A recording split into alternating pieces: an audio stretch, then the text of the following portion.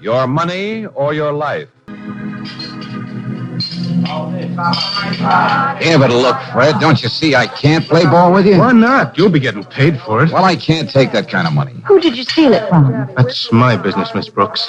And if you're worried about me making it my life's work, forget it. It was my first and last time. I know, Fred. And I'd like to help you, but... Oh, sure. Bowl of chili, Mike. I suppose that's what you fellas call ethics, huh, Valentine? Well, But it's all right for Harger to make all the dirty money he wants without anybody saying a word. How can you be so sure it's Harger who's running this loan shark business? I borrowed that money from Phil Pagano. He's always going in and out of Harger's Melody Club.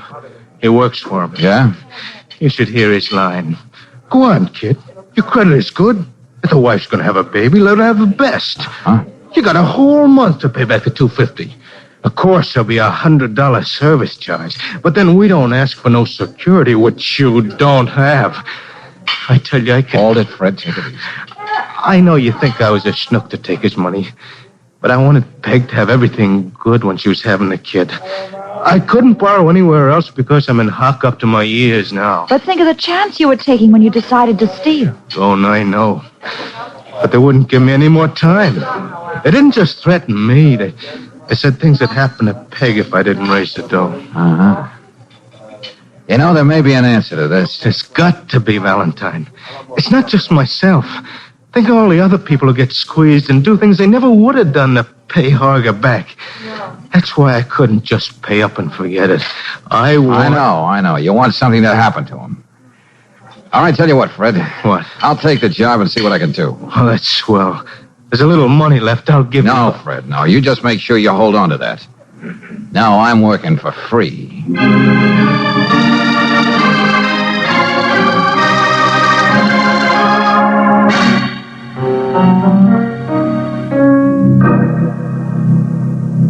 Well, good to see you again, Mr. Valentine.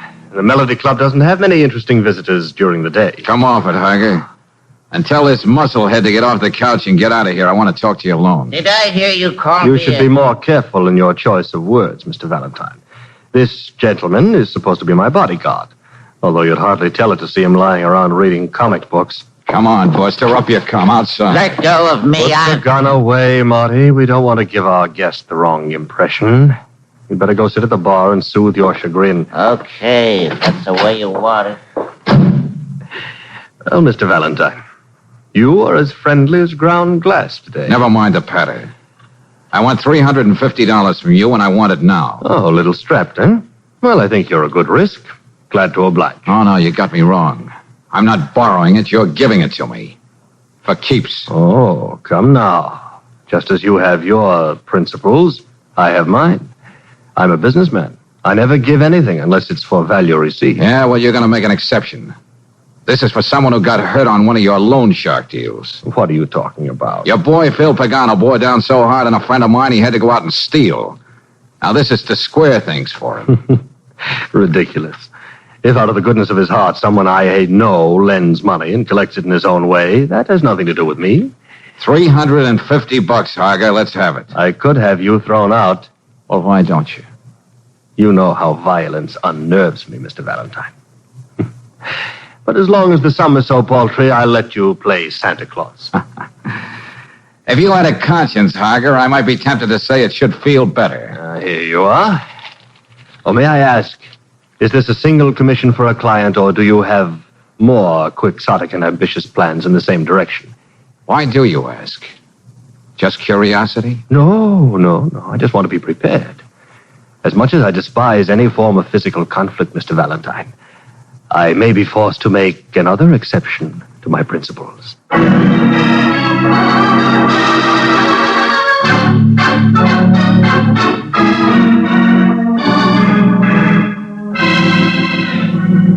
Valentine, you may not have noticed, but the word on the door says homicide. Don't come to me about loan sharks. Riley, how can Harger operate a racket like this without your worthy colleagues putting the arm on? You say it's Harger. I suspect it's Harger. It might well be Harger, but when we pick up one of those strong-arm bankers, he says it's a personal deal. Yeah? There's nothing in writing. The victims are too scared to say anything, and there's no mention of Harger.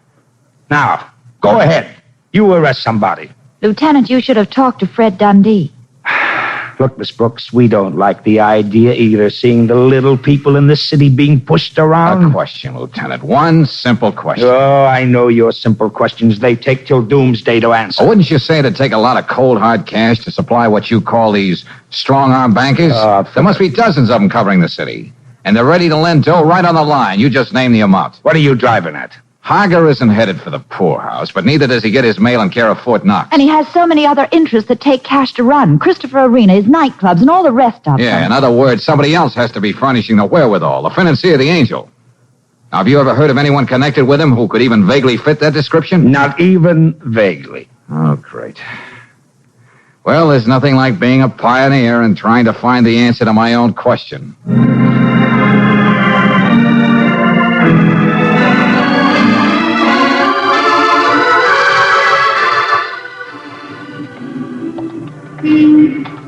There's Pagano in there at the bar, Valentine. Yeah, I see him, Fred. He always hangs out here at Maloney's, 8 to 12 every night. So any sucker like me who wants money, I know where to find him. I think I can charm him out so you can talk to him alone, George. Or do I sound like I'm confusing myself with Betty Graves? Oh, he'll fall for you like a ton of bricks.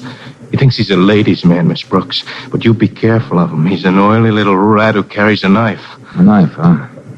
Hey, look, Angel, maybe we ought to forget this. Look, I'll find another way to get you. Hey, Brooksy, wait. Drop dead, mister. I've got an appointment with a gentleman.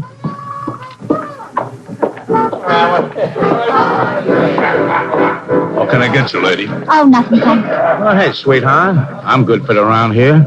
And when they come like you, I can do better than that. Much better. No, I only wanted to talk to you.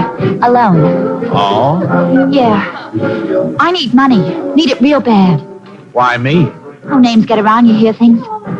Somebody said I'd find you here. What seems to be your trouble, sweetheart? Probably nothing new to you. The show I was dancing in folded up. I held out as long as I could, and now I've got to borrow money. What's your name? What show? Vivian Dupre did a solo in Gals Can Be Pals, the Morrison circuit. Your real name, I mean, Mr. Prey. Okay. Mary Sullivan. Do I get the money? I'll pay it back. Usually I work regular. All right. Don't get so nervous, Mary.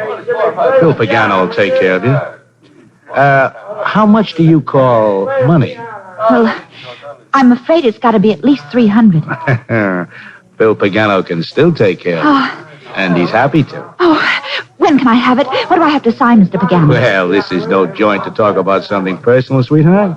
Suppose we go over to my place and set up the deal. Well, I don't know. You trust me, don't you, kid? Oh, you know I do, Mr. Pagano. What are we waiting for?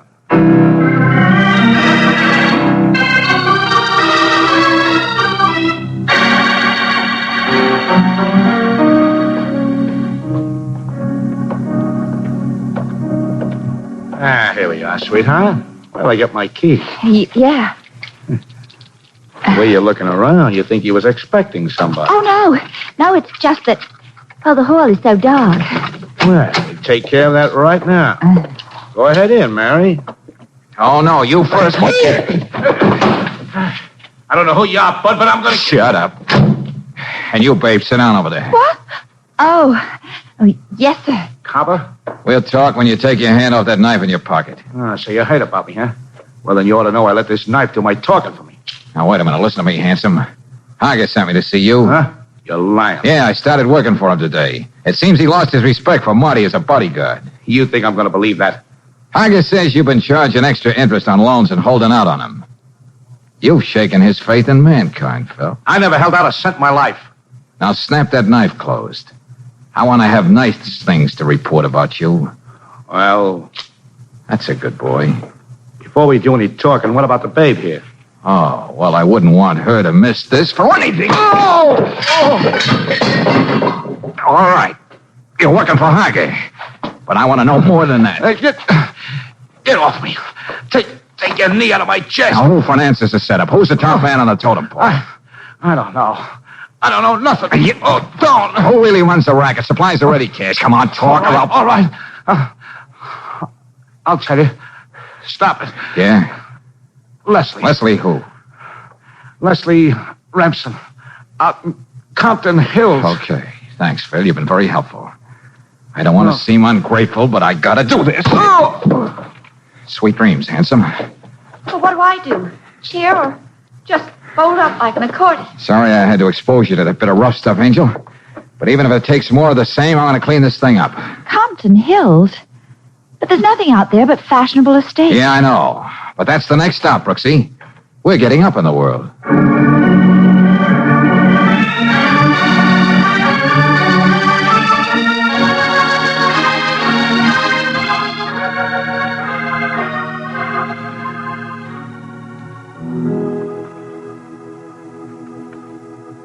Leslie will be down in just a moment, Mr. Valentine. In the meantime, would you like to step in here and see some of my books? Huh? Oh, sure, all right. May I get you a drink? I'd ring for one of the servants, but it's their night off. No, thanks. Did you mention it was important? Yes, I told Leslie. You know, Mr. Valentine, I suppose most people would say that my life is an unpardonable waste. So much of it given to collecting books, living with them. But then, what is important, young man? In college, they drummed me out of my philosophy class, Mr. Remsen. Now, would you mind calling upstairs again and see if... That won't be necessary. Oh, Mr. Valentine, have you met my wife? Huh? Leslie, dear, this is the young man who has been waiting for you. Yes.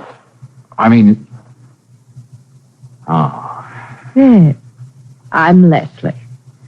I'm sorry I'm not wearing a mustache. I understand you have some business you want to discuss with me, Mr. Valentine.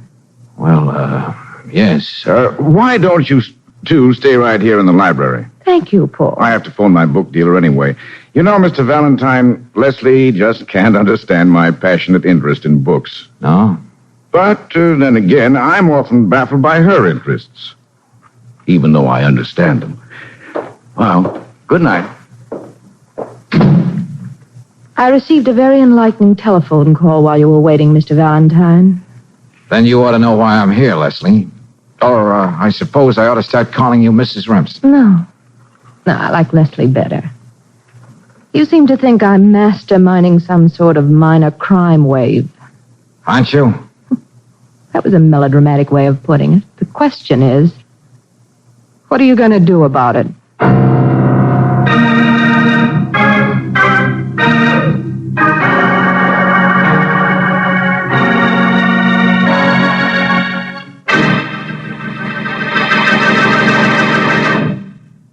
We'll return to tonight's adventure of George Valentine in just a moment.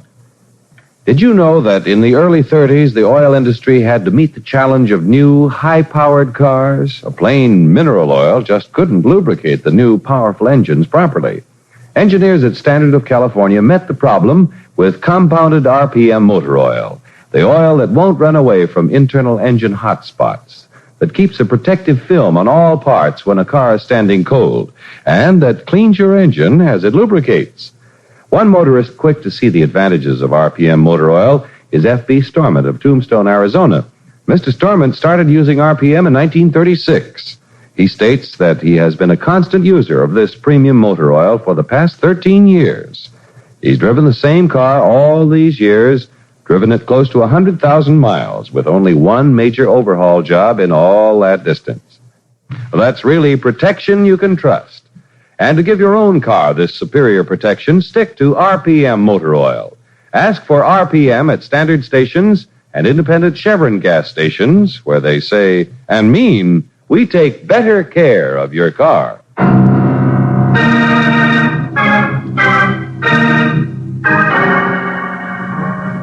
And now back to tonight's adventure of George Valentine. You're not surprised to find a hard-bitten operator like Douglas Harger mixed up in the loan shark racket that has victimized your client. You're not surprised when you run into assorted forms of mayhem. What does rock you back on your heels? is that the beautiful and wealthy Mrs. Leslie Remsen is apparently the banker and kingpin. But if you have George Valentine's recuperative powers, you counter with a surprise of your own. Now, Leslie, what does Harger have on you? I could see my husband took an immediate liking to you. I can't say I blame him, George. Okay, be evasive. I'll do the talking. I don't mind listening. He has to be blackmailing you one way or another. You wouldn't get mixed up in a filthy deal like this if you weren't forced into it. It can't be the money. Maybe I just like the excitement. You know what this shuffle means in human misery. Maybe I'm a psychopathic case. Oh? Well, maybe it's as simple as this. It's almost worth being an arch criminal. To be kissed like that. Huh? That's all it is, Leslie. You've got a low melting point. Well, the kiss was worth the slap. But it is the truth, isn't it? Leave me alone. A beautiful woman married to a man years older. That could be dynamite. Now, what was it? Letters you wrote to somebody? Is that what Harger's holding over you? Yes. They were quite inflammatory. In fact, I remember them more vividly than the man I wrote them Then you'd to. better find a way to get him back, sister, or you're a gone gosling. No one can prove anything, not even you. I beat it out of one of Harger's mugs, and the police can, too.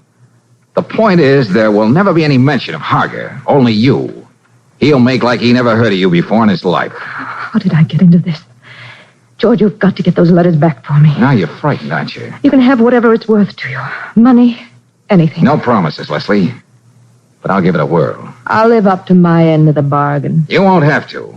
It's all part of services rendered for another client. And a lot of other people like him.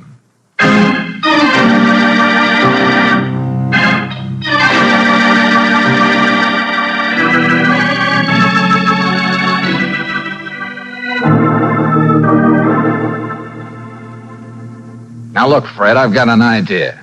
A way to take all the pep out of Harger. And if it works, what happened to you and Peg won't ever happen to anyone else. Let me have it. I'll do anything. I've got to get some letters out of Harger's safe at the Melody Club. Huh? Letters signed Leslie Remsen. I don't know much about blowing safes. Now, I could try to scare him into giving them to me at the point of a gun, but he knows I wouldn't shoot him. Yeah? But, and this is where you come in, if someone with a nervous trigger finger and a man-sized grudge walked in, Harger would really sweat. I see what you're driving at. Sure. You put on an act. You don't like the way you were taken for a ride. You're going to get even. You want him to open the office safe so you can help yourself. I'll put on an act that could get me a Hollywood contract. Now, Fred, you know there's a risk involved. But we've got to have those letters. You've got them. But there's just one thing. What's that? That gorilla, Marty. He's always following Harger around. He never lets him out of his sight. Okay, that's my job. I'll get Marty off the scene. At 9:30 tonight, Harger will be alone at the Melody Club. That's when you walk in.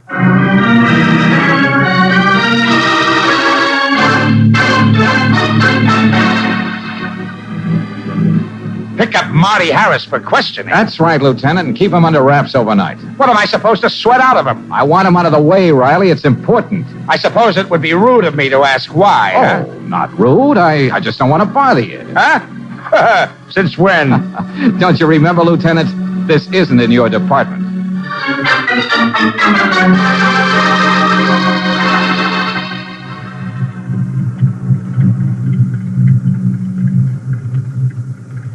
George, down the alley. There's Fred now. Yeah, good. Up in, Fred. They're all right here. Good boy. Have any trouble? Just trying to act nervous.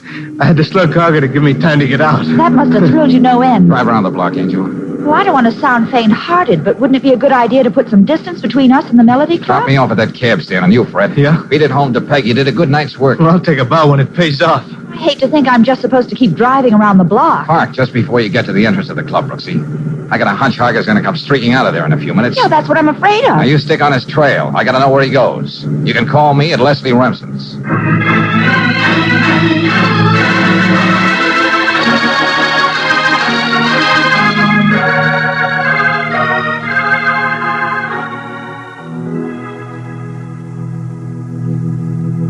Oh, I'm sorry, Mr. Valentine, but you just missed Leslie. Oh. She seemed rather in a hurry, too. Well, do you know where your wife went, Mr. Remsen? Well, let's see. It could be the Dolphin Room, the El Dorado, Antoine's, or possibly Le Coq d'Or. For a bibliophile, you know your night spots. As a husband, I know my weak spots. Not being able to keep up a hectic social pace, I try to substitute patience and a modicum of wisdom that comes with the years. Meaning just what, Mr. Remsen? Let's not spar. Meaning, all things come to him who waits. I'm quite able and willing to wait for Leslie. You're okay, Remsen. All right, I'll kick around those spots you mentioned and see if I can find Leslie. Oh, just a moment, Valentine. You probably think it's strange I never questioned you about your business with my wife. Well, Of course, I have sensed that she's in some kind of trouble. I'll even venture to say that you're here to deliver that little package. Huh?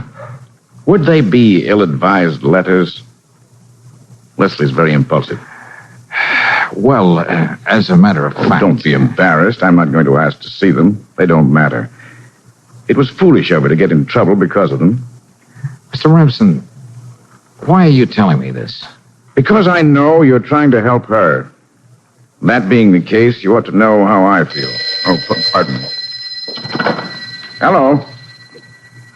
Oh, yes, he's right here. It's for you. It's a Miss Brooks. Oh, thanks. Yeah, Brooksy? Huh?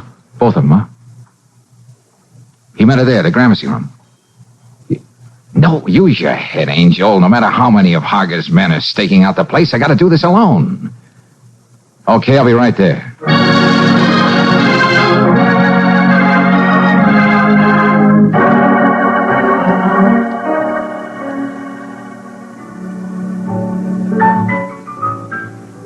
You must think I'm a fool, Douglas. You have no choice but to sign it, Leslie. You never asked me to sign receipts for money from any of your collectors before. I've decided we should be more businesslike. Yes, and to avoid any stigma of blackmail, I'm going to let you have your letters back. Well, what's this gentleman trying to sell you now, Leslie? George. Sorry, we can't ask you to sit down, Mr. Valentine. Why, thanks, I will.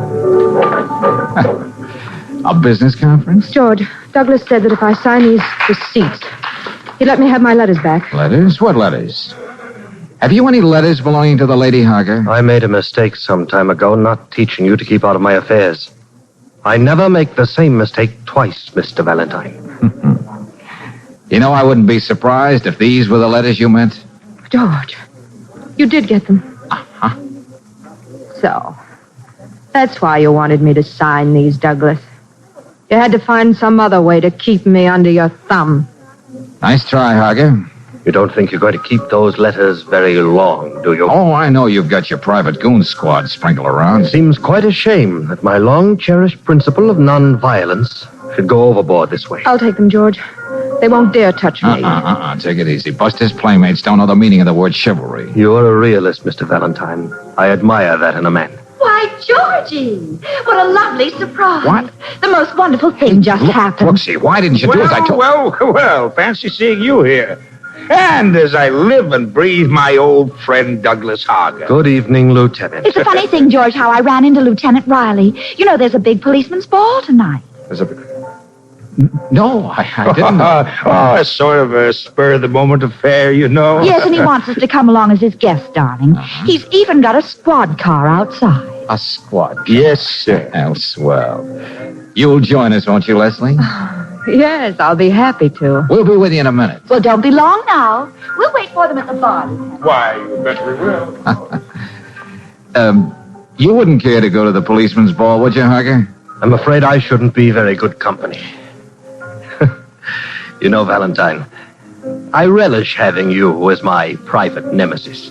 If it weren't for you, my life would be much too pallid and uncomplicated. I look forward to our next meeting. Good night. Yeah. I won't forget what you've done for me, George. May I have those letters now? No, Leslie. Finders keepers. What? Yep. I think I'll just hold on to them now. Oh, incidentally, your husband is waiting for you. You know, I do a lot to keep Paul from getting hurt. He's a very nice guy. Wait a minute. Hmm? I get it. Blackmail. With a good housekeeping stamp of approval.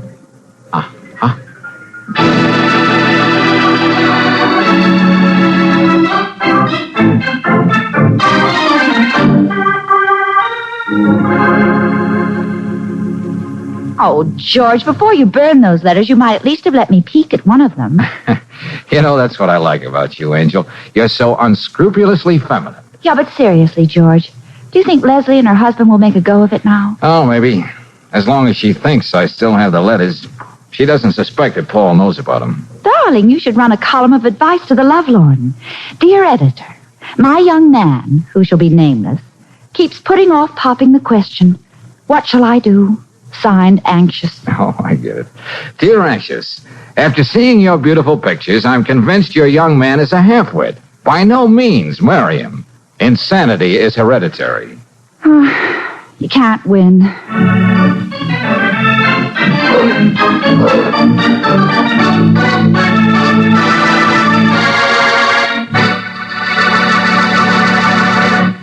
If your car's battery begins to act a bit feeble toward the end of winter months, nobody's surprised, for the extra use of lights and short, stormy weather trips are an added load on battery juice.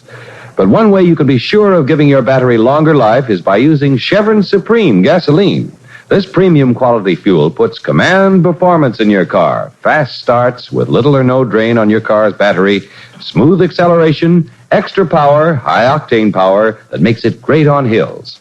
And it's a battery saver wherever you drive in the West because it's climate tailored. That means fast starts for your car in each different altitude and temperature zone. So for economy and for all-round command performance from your car, be sure to say Chevron Supreme gasoline. Ask for it at independent Chevron gas stations and at standard stations where they say and mean, we take better care of your car.